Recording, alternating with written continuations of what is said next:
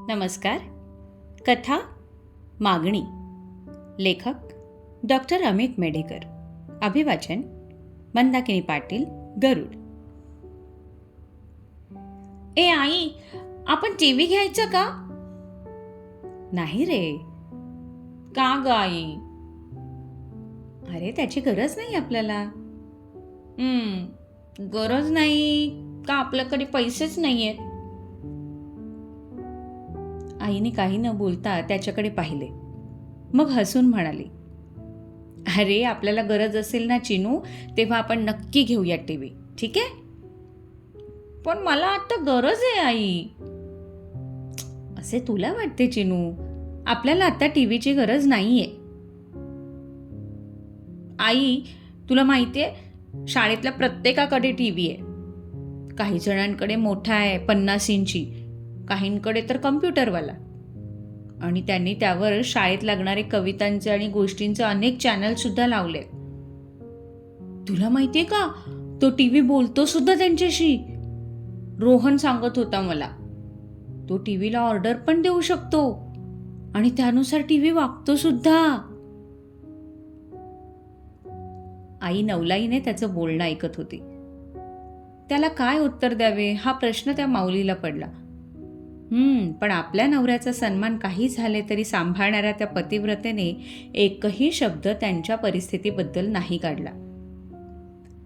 हसून आपल्या मुलाच्या प्रश्नाचे उत्तर देत ती म्हणाली, हे बघ, आपण पण तुला एक छान टीव्ही घेऊ. कधी ग आई? चिनूचा भाबडा प्रश्न आईच्या कानावर येऊन धडकला आणि त्या माऊलीने तिच्याच नकळत उत्तर दिले, लवकरच.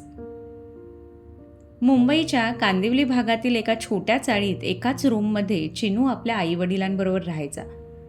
मुंबईत 2 मुले सांभाळणे परवडणारे नाही हा विचार करून त्या दोघांनी चिनूचा जन्म झाल्यावर आपल्याला एकच मुलगा वास या गोष्टीवर ठाम राहून दुसऱ्या मुलाचा विचार केला नव्हता. नवरा बायकोची म्युच्युअल अंडरस्टँडिंग जबरदस्त. रोजे 600 रुपयांच्या बोलीवर बोरिवलीमधील एका दुकानात त्यांना कपडे दाखवायचे काम मिळाले होते. सुट्टी कधीच नसायची. सुट्टी घेतली की पैसे गेले या हिशोबाने रविभाऊ कधीच सुट्टी घ्यायचे नाहीत. मुंबईतील खोली, किराणा, गॅस, भाजी, दूध, लाईट बिल असे करत 2-3 हजार शिल्लक राहायचे. त्यात पैसे वाचावेत म्हणून ते कांदिवली ते बोरिवली चालत जायचे. सकाळी 9:30ला बाहेर पडलेले ते रात्री 9:30लाच परत यायचे. घरून डबा घेऊन निघायचा आणि रात्री घरी आल्यावर जेवण. एकही पैसा बाहेर खर्च करायचा नाही. जर कधी बाहेरून चिनूसाठी काही आणावेसे वाटले तर एखादी भेळ किंवा दाबेली पार्सल आणायची, फक्त चिनूसाठीच. आणि असे काही बाबांनी आणले की चिनू एकदम खुश असायचा. तो आवडीने खात असताना ते जोडपे मन भरून पाहायचे. पण एकदाही ते दोघे त्यातलं काही घ्यायचे नाहीत. आपला मुलगा जीव लावून खात आहे ना, या विचाराने ते दोघे तृप्त व्हायचे. त्या दोघांनी परिस्थितीसाठी एकमेकांना नावं ठेवली नाहीत. एकमेकांच्या सहवासात ते सुखी होते. रविभाऊ अधूनमधून त्यांच्या बायकोला म्हणायचे, राधा, एवढ्या गरीब माणसाशी लग्न करून काय मिळालं ग तुला? 3 गोष्टी. कुठल्या? सुख, समाधान आणि आपला चिनू. तिचे हे बोलणे ऐकले की रविभाऊंच्या डोळ्यात पाणी तरळायचे. आपल्याला एवढी समंजस बायको दिल्याबद्दल ते देवाचे आभार मानायचे. मूळची कोकणातील एका छोट्या गावातून आलेली राधा मुंबईत आल्यावर पहिल्यांदा घाबरली. मोठा रस्ता, मोठी वाहने आणि त्यावर अति मोठी गर्दी याचा धसका राधाने घेतला होता. तिच्या गावात तासाभरात 3 ते 4 वाहनं जायची. एखादी एसटी 6 तासांनी गावातून जायची. अशी ती मुंबापुरीला घाबरणार हे नक्कीच होते.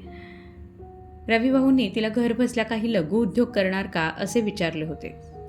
तिने घरच्या घरी पापड लाटायला सुरुवात पण केली होती. पण लग्नानंतर काही महिन्यातच तिला दिवस गेले. तिला गरोदरपणात तेवढे काम व्हायचे नाही. जेवढे जमायचे तेवढे ती करायची. पण चिनूच्या जन्मानंतर मात्र तिचं पूर्ण लक्ष त्याच्याकडेच असायचं. रविभाऊंनी सुद्धा तिला काम कर असा आग्रह कधीच केला नाही. त्यांच्या दृष्टीने ती चिनूकडे लक्ष देत होती हेच सगळ्यात महत्त्वाचं काम होतं. ती घरात चिनूचं सगळं करायची. त्याच्याबरोबर खेळणं, त्याला भरवणं, त्याच्याबरोबर लहान होणं, त्याला घरच्या घरी मराठी शिकवायची सुद्धा. त्या दोघा नवरा बायकोचा एक अलिखित नियम होता की आपल्या चिनूला कधीही ओरडायचं किंवा मारायचं नाही. आपलाच मुलगा आहे तो, त्यामुळे त्याला समजावून सांगितलं की तो समजतो आणि या गोष्टीमुळे त्या घरात शांतता नांदत होती. आता चिनू 6 वर्षाचा झाला होता. बऱ्याच खटाटोपीनंतर त्याला कॉर्पोरेशनच्या शाळेतील जी अगदी निव्वळ फी होती ती पण माफ झाली होती. शाळेत अनेक प्रकारची मुलं होती आणि त्यातील काही मुलांच्या वडिलांकडे बऱ्यापैकी पैसा सुद्धा होता. त्यातल्या एका मुलाने घरी टीव्हीवर तो काय काय लावतो हे रंगवून सांगितले होते आणि ते रंगवून सांगणे आज चिनूला आपल्या घरात टीव्ही का नाही या विचारापर्यंत येऊन थांबवलं होतं. रात्री 9:30ला रविभाऊ आल्यावर चिनूने डायरेक्ट विचारलं, बाबा आपण टीव्ही घ्यायचा का? रविभाऊंनी क्षणभर त्याच्याकडे आणि नंतर राधाकडे पाहिले आणि बघू पुढे असं उत्तर देऊन ते हातपाय धुवायला गेले. त्या दिवशीची जेवणे खूप शांततेत पार पाडली. कोणी काहीही न बोलता झोपायला गेलं. चिनू आईच्या जवळ झोपायचा प्रयत्न करत होता पण त्याला झोप येत नव्हती. रविभाऊची पण चुळबुळ चालू होती आणि हे दोन्ही जाणणारी राधा दोन्ही बाजूंची अस्वस्थता सांभाळण्याचा प्रयत्न करत होती.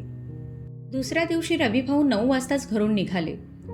आज आपला नवरा लवकर निघाला हे पाहून राधा चकित झाली होती, पण काही असेल तर कळेल या विश्वासाने तिने त्यांना काही विचारलं नाही.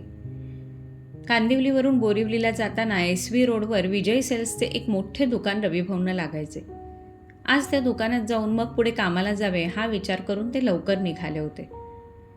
विजय सेल्सच्या आलिशान शोरूममध्ये पाय ठेवल्यावर त्यांना इतके टीव्ही दिसले की ते भंजाळले. तिथल्या सेल्स पर्सनने त्यांना एक से बडकर एक टीव्ही दाखवले.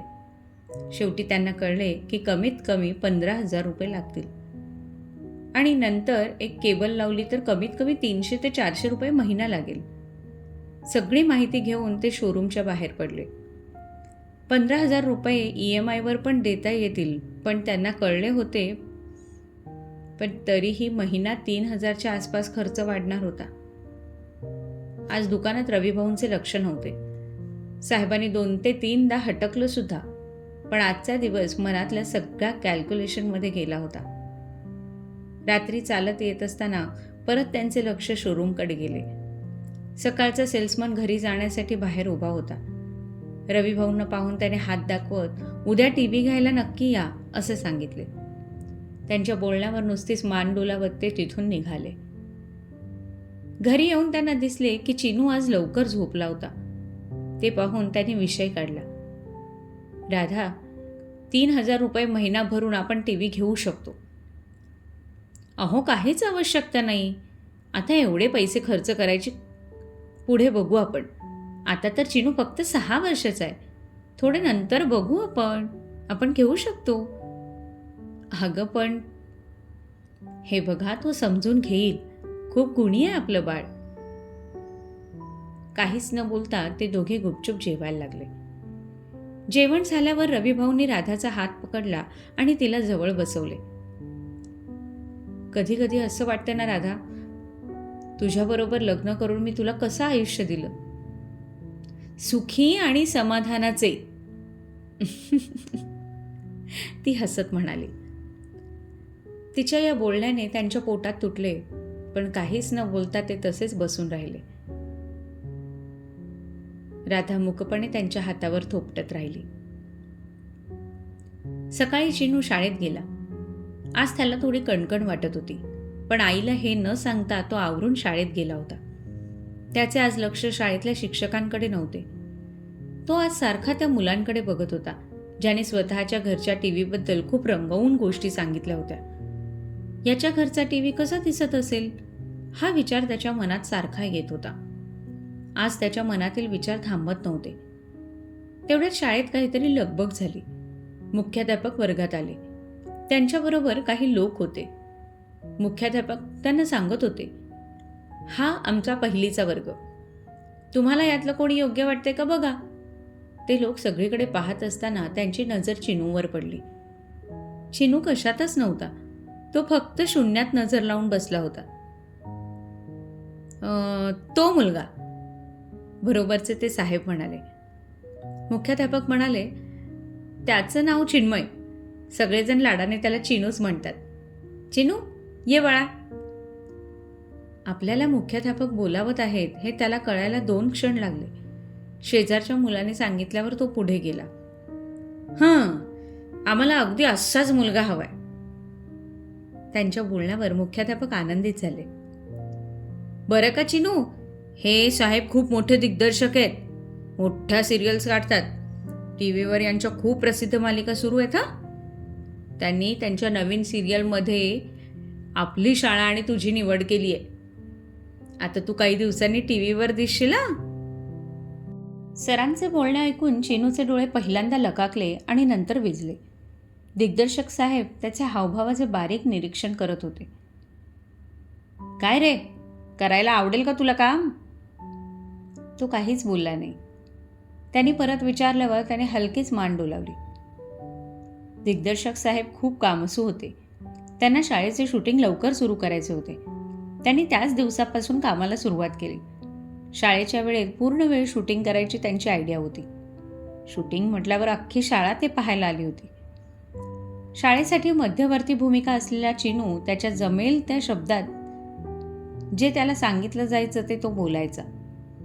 त्याचे काही तोडके मोडके शब्द, काही बोबडे शब्द आणि त्याची देहबोली यावर दिग्दर्शक एकदम खुश होते. संध्याकाळी चिनू घरी पोचला आणि त्याने शाळेत काय झालं ते सांगितलं. त्याच्या आईला हे शूटिंग वगैरे काही माहीत नव्हतं. त्याने शाळेतील एखादा उपक्रम असे समजून नीट कर हो सगळे, असे चिनूला सांगितलं. रात्री रविभाऊ आल्यावर आपला चिनू शाळेतील काही उपक्रमात भाग घेत आहे असे राधाने त्यांना सांगितले. यावर त्यांनीही संमतीदर्शक मान डोलावत त्याला प्रोत्साहित केले. दुसऱ्या दिवशीपासून चिनूचे शाळेतील काम सुरू झाले. घरून प्रोत्साहन मिळाल्याने चिनू मन लावून काम करत होता. त्याच्या कामाच्या पद्धतीवर दिग्दर्शक एकदम खुश होते.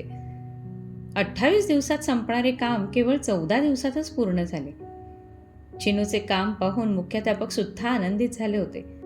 शूटिंगमध्ये काय काय झाले हे चिनू आईला येऊन सांगायचा आणि ती भोळी भाबडी शाळेत गेले की असे वेगवेगळे उपक्रम असतात या समजुतीने त्याचे मन लावून ऐकायची.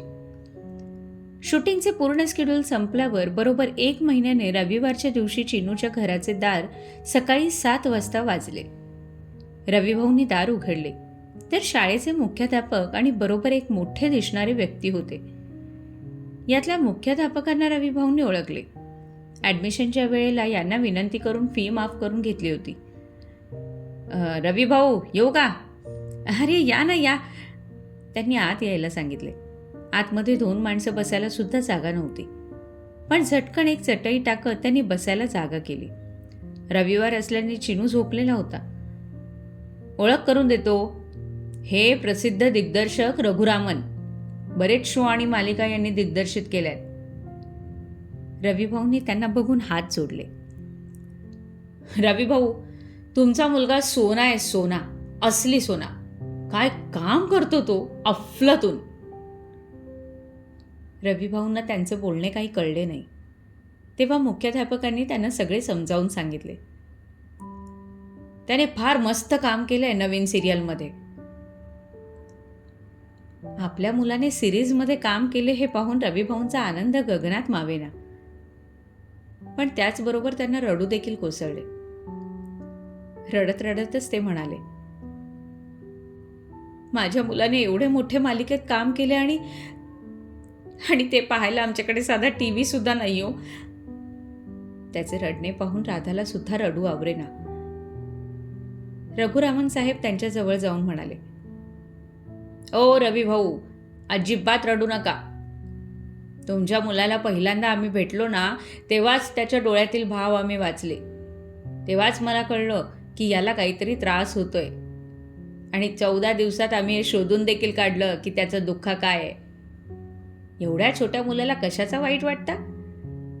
आणि तेव्हाच आम्ही ठरवलं, सिरीजचे काम बऱ्यापैकी झालं की काय करायचं ते. त्यांनी बाहेर मान वळवून मोठ्या आवाजात हाक मारली, ए या रे आत. त्यांच्या आवाजाने 2 माणसे हातात मोठे खोके घेऊन आत शिरले. त्यावर 56 इंचेस असं लिहिलेलं होतं. खोके ओपन करून त्यांनी आतला भला मोठा टीव्ही बाहेर काढला. त्या जागेच्या साईजने सगळीकडून पाहता येईल या हिशोबाने समोरच्या भिंतीला त्यांनी लावला. हे झाल्यावर अजून एक माणूस आतमध्ये आला. त्याने वायर्स आणि छोट्या बॉक्सला नीट लावून कनेक्शन लावले आणि रविभाऊंच्या हातात रिमोट दिला. सगळे अप्रूपपणे पाहणारे रविभाऊ आणि राधा थक्क झाले होते. त्या खिळे ठोकण्याच्या आवाजाने उठलेला चिनू सगळ्यांकडे आळीपाळीने पाहत होता. आज आपल्या सिरीजचा प्रीमियर एपिसोड आहे आणि उद्यापासून सिरीज सुरू. संध्याकाळी 7 वाजता. रिपीट टेलिकास्ट रात्री 11 आणि सकाळी 9 वाजता. चॅनल नंबर सांग रे त्यांना. त्या माणसाने चॅनल नंबर सांगितला आणि चिनूच्या हातात रिमोट देऊन त्यांनी टीव्ही सुरू केला. ते हवे ते चॅनल लावले तेव्हा त्याच वेळेला त्यांच्या नवीन सिरियलची जाहिरात त्या चॅनलवर आली होती आणि त्या जाहिरातीच्या प्रोमोमध्ये चिनू दिसला. एकदम आत्मविश्वासाने बोलणारा, कॅमेराला न घाबरणारा. आपल्या चिनूला एवढ्या मोठ्या टीव्हीवर पाहून त्या नवरा बायकोच्या डोळ्यात पाण्याच्या धारा लागल्या. रघुरामन साहेबांनी रविभाऊंच्या खांद्यावर हात ठेवला आणि सांगितलं, तुमच्या मुलाला आता टीव्हीवर नक्की बघा. असे म्हणत चिनूच्या कामाचा मोबदला म्हणून एक एन्व्हलप सुद्धा त्यांनी रविभाऊंच्या हातात दिले. आपल्या मुलाला टीव्ही आणून देता येईल का नाही अशी परिस्थिती असताना त्यांनी बघितलेल्यापेक्षा मोठ्या टीव्हीमध्ये चिनूलाच पाहायची सुवर्ण वेळ आज चिनूनेच आणली होती. अनेक पडणारे प्रश्न चिनूने सुटकेसरशी सोडवले होते. आता टीव्ही कधी घ्यायचा अशी चिनूची कधी मागणी येणार नव्हती आणि त्या नवरा बायकोची त्याला पुढे कधीतरी बघू असं म्हणण्याची वेळ. धन्यवाद.